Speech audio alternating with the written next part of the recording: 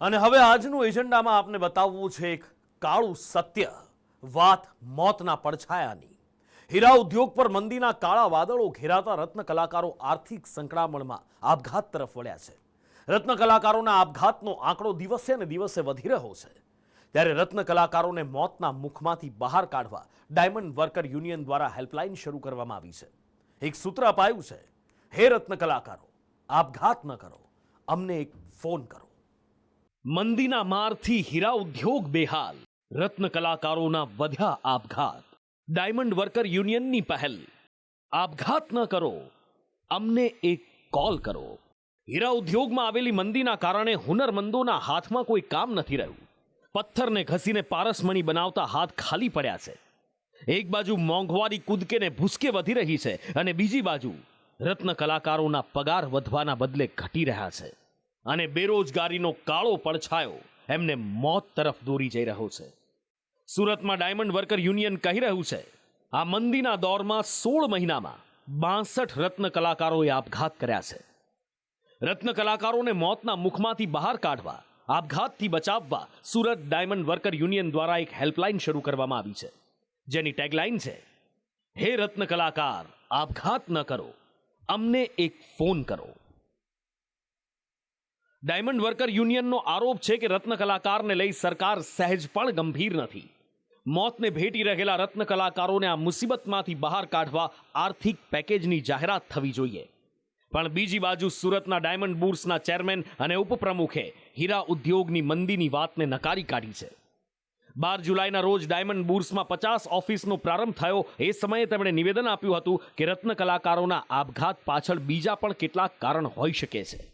16 મહિનામાં 62 જેટલી જિંદગી અમે આ ઇન્ડસ્ટ્રીઝને ગુમાવી છે, તો ઇન્ડસ્ટ્રીયાલિસ્ટોને પણ તમારા માધ્યમથી કહેવા માંગુ છું કે સમય ખરાબ છે ઇન્ડસ્ટ્રીઝની અંદર, તો આ સમયને ધ્યાનમાં રાખી રત્ન કલાકારોને પગાર ન કાપો। સારા સમયની અંદર રત્ન કલાકારો તમારો સાથ આપશે, અત્યારે ખરાબ સમયની અંદર રત્ન કલાકારોનો સાથ આપો। કે જે આ આત્મહત્યા થાય એના કારણો બહુ બધા હોય છે, એના જીવન સાથે સંકળાયેલા હોય છે અને આત્મહત્યા મોટે ભાગે